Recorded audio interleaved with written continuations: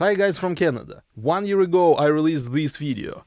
The most popular comment under this video is, "This video itself deserves an award."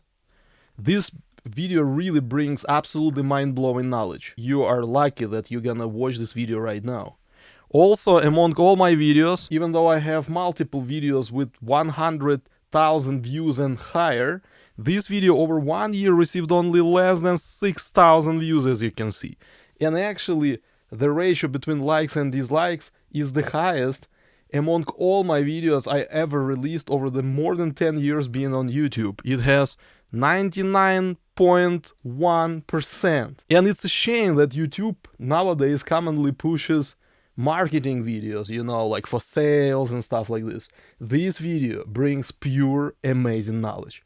And I decided that more people deserve to watch this video. Enjoy the video. Hi guys from Canada. At my course we have homework checking sessions when I open projects of my students, and even very experienced students make this huge mistake. Nobody will care how good your compressor is set up or how great your EQ curve is until you set up volume balance properly by the fader. This mistake commonly goes from not understanding the concept that fader is equalizer. Today I'm gonna show you 8 eye-opening cases. Some of those will blow your mind. By the way, the cool thing is you can attend one class for free of one of the most powerful audio production courses. It's 9 months online. I don't convince you by words. I convince you in a real way by showing you one class for free. You will be connected to a real class with my students who are taking this course right now, so you can view exactly how we study. Hundreds of students graduated over the last 9 years, and as I mentioned, we have unique homework checking sessions as a bonus. The information about me, my course, and 260 reviews you can find in the first pinned comment or in the description. But instead of reading, I offer you much better way. Attend one class for free, because nobody knows better than you what works for you. And ask for the course details in email. How to contact me to get a free trial class. The information is in the first pinned comment or in the description or on the screen. Okay, let's start with the first case, but don't forget, some of those cases will blow your mind, so who knows which one will be the most eye-opening for you. Check it out. And first concept is, one instrument equalizes the other instrument. What? Like, instrument equalizes the other instrument? Let me show you. Listen to the snare drum, and notice in advance that fader stays at +3 decibels position.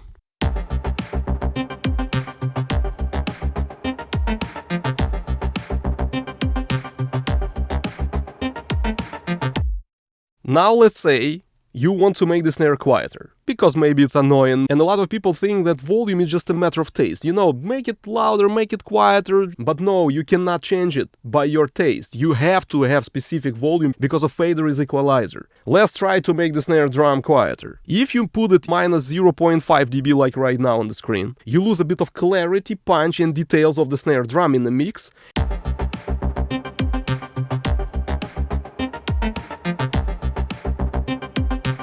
Basically what you did, you re-equalized your snare drum for the worse because you lost upper mid-range details. If you want to know why, I'm gonna show you this amazing explanation. Check it out. I'm gonna call this instrument lead bass. It's this instrument.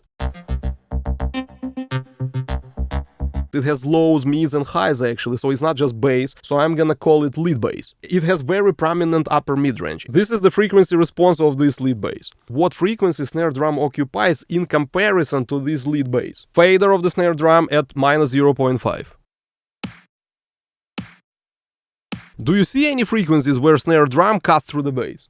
Little bit, around 2.5. Just over here a bit, and that's it. It's the only frequency the snare drum has to cut through this lead bass. If I put the snare drum at position +3, I chose this level not because I liked it. It was the only volume which made snare drum sound right in the mix. Why it sounds right is because of this. Look at my mouse cursor, 2.3, this is where snare drum cuts through the mix right now. 2.5, much more prominent at least. Next, 2.8.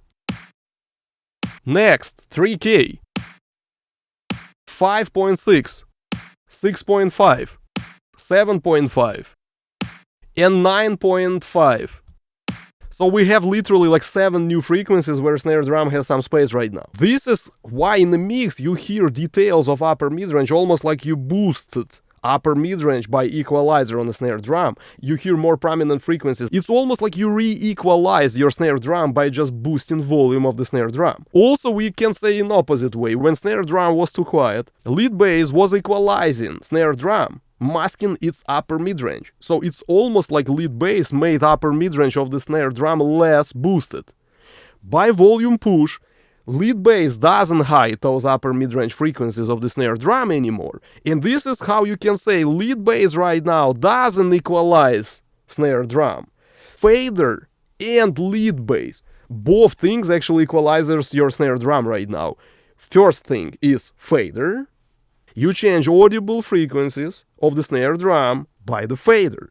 But also, lead bass actually equalizes your snare drum by either masking some frequencies of the snare drum or allowing those frequencies to go through. In different words, you move the fader of the snare drum for frequency correction of the snare drum.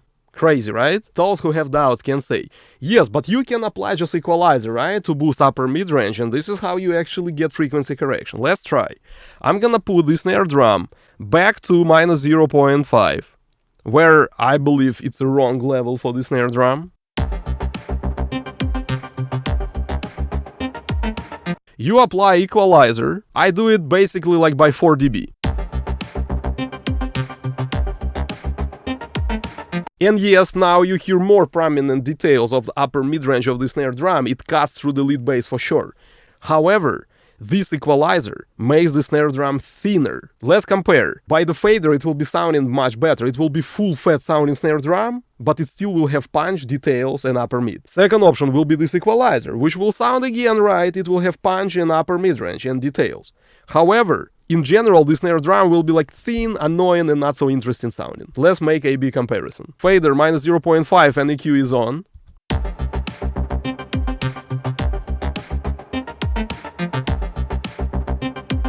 Option 2. Fader is plus 3, EQ is off.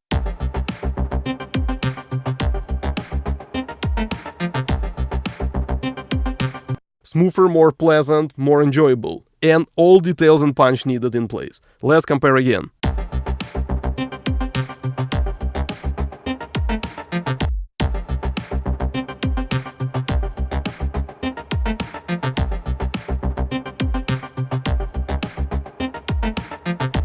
So you EQ upper mid-range of the snare drum by just changing volume by the fader. Example with the vocal. Notice how this vocal has lack of low mid, it sounds thin.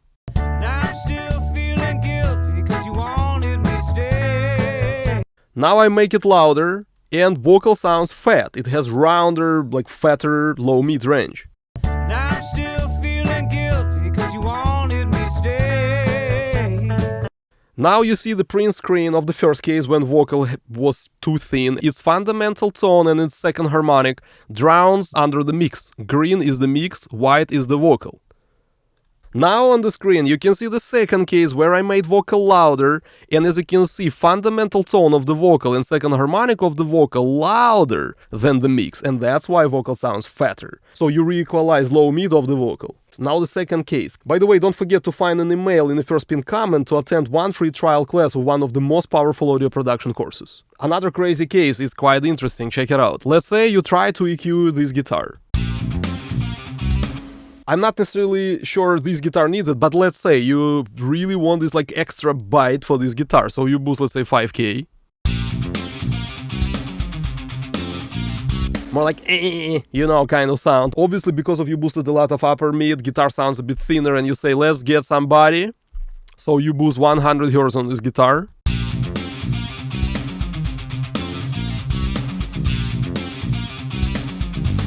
You know, like those like super fat ass guitar amplifiers. Just because of you boosted those frequencies, guitar in the mix sounds a bit too loud, right?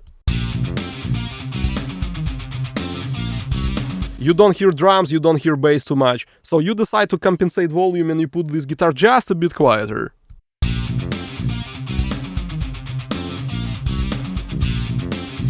I made it only 1 dB quieter and we already have no lows.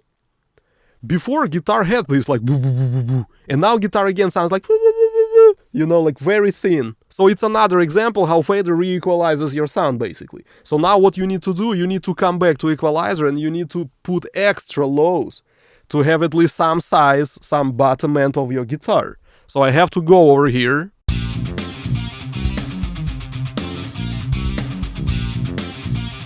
And I boosted at least 1 extra dB, you know, on the bottom end, just because I had to make guitar quieter. Even though I had equalizer in place, and I already found great sound. After fader correction, I again changed all frequencies. This is just a perfect example how a fader is an extra equalizer.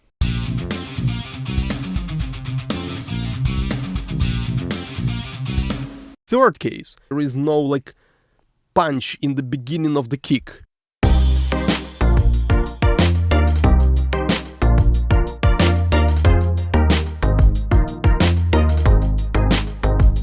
You apply EQ and let's say you boost upper mid-range on this kick.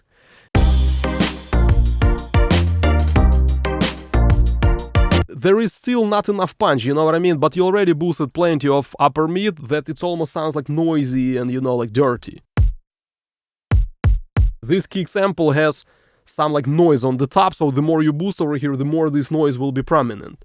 Instead of working with frequencies by equalizer, you should work in this case with frequencies by the fader. It's absolutely crazy one, check it out. If you know kicks, you understand that in the beginning of the kick drum there is little punch. Usually on these parts of the kicks you have no lows and you have plenty of upper mid. As you can see, no lows, and it has tones like 2K, 3K, 5K, 7K kind of. If you listen to the tail of the kick drum individually, again, you don't need frequency analyzer for it. I use frequency analyzer just only to prove my point because a lot of people don't know how to hear. And this is the tail, and as you can see, it has mostly lows. It has all these like 50 Hz and stuff. Ask yourself, if you boost just on general equalizer on this kick, 3K, it means you're gonna boost 3K on this tail. This tail anyway doesn't contain the punch. There is nothing to boost around 3K other than noise. What's cool over here, the beginning of this kick already have plenty of those details around like 3K. So instead of applying EQ, I'd rather just to make this initial kick just more loud by the fader. I can exaggerate the beginning of this kick by automation, let's say like this. You can use many different ways to do it. Let's say it could be a compressor, transient shapers, manual editing, whatever it is. I just show you it's about volume. Those 3Ks which already in the sound will be just louder and it will be more than enough and you don't need any EQ. And actually it sounds 3 times better than EQ. I have automation line on all those kicks, all those transients in the beginning just manually boosted. So I bypass equalizer. Sounds much better, less noisy, more punchy, more prominent. So I boosted 3K, not by boosting 3K on equalizer, but I boosted just the area of the kicks, waveform, where this 3K actually exists. Crazy, right? Fader is equalizer. Next case, it's a Fletcher-Manson curve. According to physics rules, your ears are not linear. So for you, if something sounds louder, you feel like more lows, more highs. If you make something quieter, for your ears, it sounds like less lows, less highs, which means like more mids. If you make this vocal quieter, it would be a bit like more mid-range. It will not have this like full fat low end and those like very open highs. It will be more like you know, like those mid-range like this. I'm still feeling guilty 'cause you wanted me to stay. I'm still feeling guilty 'cause you wanted me to stay. More lows, more highs, more presence, more openness, more bottom end. The same with the bass. Bass, however, doesn't have highs, so you're probably gonna exaggerate just lows. When this bass is quiet, it sounds quite thin. I'm still feeling guilty 'cause you wanted me to stay. You make this bass louder and it sounds like really low-endy, really fat. I'm still feeling guilty 'cause you wanted me to stay. So the question is why the bass itself sounds fatter as an instrument. It's because of Fletcher-Manson rule. Same principle in this mix. Distorted electric guitars, they don't have highs. It cannot be Fletcher-Manson effect for highs because there is no highs literally over here. But it can be for lows because electric guitar has some low end, at least upper bass. Don't even think about bass, think about guitar itself. Guitar itself in the mix sounds like thinner. You make it louder and it sounds fatter.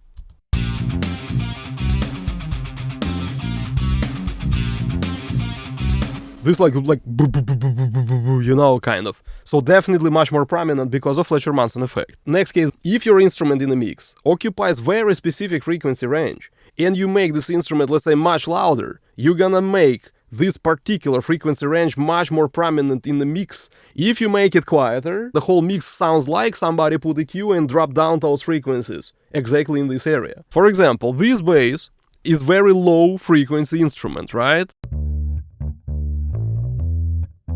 This bass almost doesn't have mids, and this bass almost doesn't have highs. It has only lows. Which means if I make this bass in the mix just louder, it would be like almost like during mastering somebody boosted lows on your mix. Now I'm still feeling guilty 'cause you wanted me to stay. Now if I make this bass quieter, it's almost like somebody during mastering put an equalizer on your whole song, so I just put bass down, and you're gonna have empty, thin sounding mix. Now I'm still feeling guilty 'cause you wanted me to stay. Right? So it's not just volume of the bass, it's the low end of the whole mix basically. So you almost like feel like no lows in the mix when this bass quiet. And you feel like fat lows of the whole mix when this bass is loud. Now I'm still feeling guilty 'cause you wanted me to stay. Now I'm still feeling guilty 'cause you wanted me to stay. Crazy, right?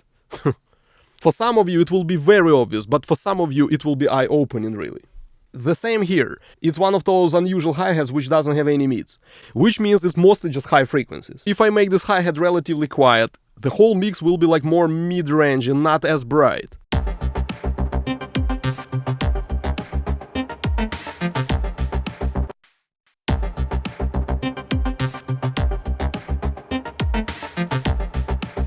The only reason why, because this hi-hat doesn't occupy all frequency ranges, it occupies only highs, and obviously if you make hi-hat louder, and the whole mix sounds like brighter. The problem is your audio engineering theory commonly comes from plugin manufacturers' commercials. They try to sell you another equalizer. They don't want you to understand that your main equalizer is the fader. So they try hard to convince you that EQing it's all about improving the individual tone of individual instruments. But EQing is also balancing of instruments with each other, how they come together. And the fader plays a huge part in it. Next case, this one just mind-blowing. A lot of people convince themselves that they like equalization curves, not because of equalization curves is suitable, but just because of it makes more proper volume. Let's say you chose incorrect volume of this electric guitar, you made it too quiet.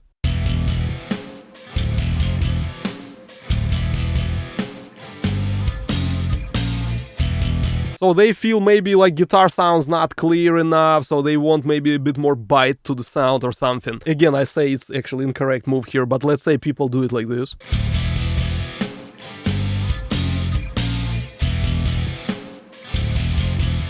And now it sounds powerful, loud, and people say, yeah, this is about EQ, I need it. But the problem is, don't you think it sounds kind of annoying? It sounds like like this. How about instead of this equalizer, just boosting volume?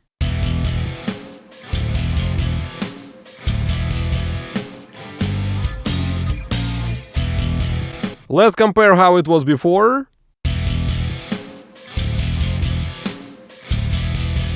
I'm trying to say that instead of having incorrect volume in the first place and getting proper volume just by strange equalization curves, which makes actually your guitar annoying, try to find proper volume first, and maybe you will not need this equalization, which makes your guitar annoying. So instead, you're gonna have nice guitar but sounds smooth and pleasant. And next case, opposite situation. Let's say you start with too loud instrument in a mix. Notice how this bass sounds too loud in a mix. Instead of putting it down in volume, you may decide it's about some like too much mid frequencies. You put those mids down. And in terms of volume balance, right now it's much more suitable. And it's obvious because you lower down 50% of the mid frequency energy of this bass. And bass now has correct volume. And you may believe this equalization curve is just right for your mix, because it just sounds right in volume.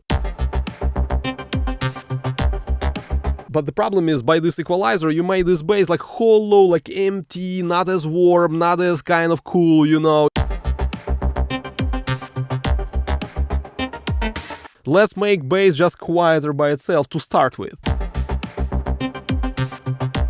It sounds rounder, it sounds warmer, and it has proper volume, and it doesn't have this like annoying hollow sound in it. It's not necessarily an example where fader is equalizer, it's more like an example how important volume is, and even more important than equalizer. For example, in first case we had incorrect volume, and equalizer made it more or less, but the tone of bass was just ugly. Instead, you started with most important thing with volume, and you just didn't spoil the frequency response of your bass. By the way, guys, don't forget, I put only 10% of the power of my course to my videos. If you want the real deal, get one free trial class with my students who are taking this course right now to check it out my course, and after a trial class, you can enroll. This course is relatively affordable, it costs like 3-4 plugins, like one decent microphone or pair of monitors. But those things don't guarantee results. My course guarantees results. How to contact me to attend the free trial class, the information is in the first pinned comment or in the description or on the screen.